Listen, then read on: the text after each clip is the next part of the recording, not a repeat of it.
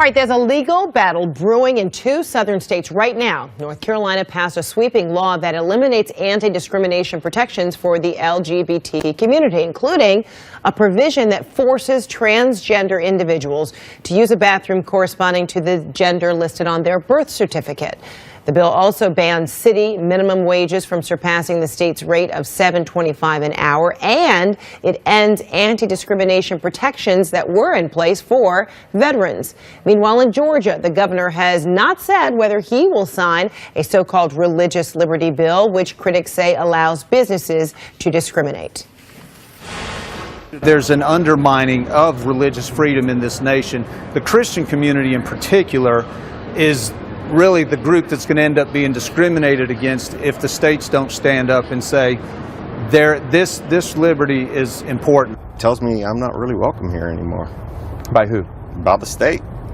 By none of the Republicans under this go dome. A number of industries and businesses have come out against the Georgia bill, including CNN's parent company Time Warner, saying in a statement, quote, "We urge Governor Deal to exercise his veto," calling the bill, quote, "a contradiction to the type of workplace we guarantee to our employees," end quote. Time Warner's Turner division, which houses CNN, is based in Atlanta and has thousands of employees in Georgia. So let's bring in our legal guys. Avery Freeman, a civil rights attorney and law professor, joining us from Cleveland. Hello. And Richard Herman, a New York criminal defense attorney and law professor, joining us from Las Vegas. Good to see you. It's been too long, guys.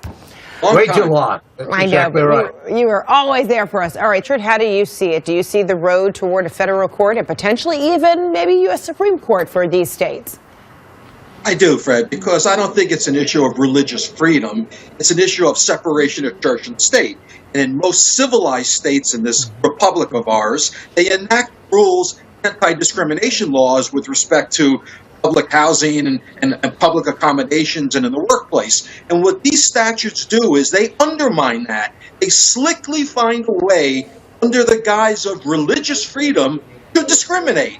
And there's going to be serious ramifications if states enact those, including Georgia, who's looking to host a Super Bowl, who no way the NFL will give them a Super Bowl if they enact any kind of discrimination statute. So Bucks will triumph over this fact, Fred.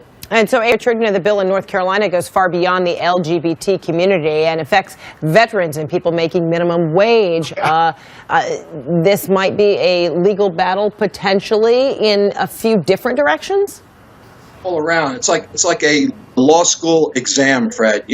Spot the issues and then give the pros and cons. And that's what's going on here. North Carolina, they rushed this bill in North Carolina. They didn't allow the legislature to vet it. They passed it overnight in a matter of hours because they knew if it took scrutiny, there's no way it would pass. It's why people are so frustrated with politics in this country when you see something like happened in North Carolina. It's just horrible, Fred. It will not stand. Right.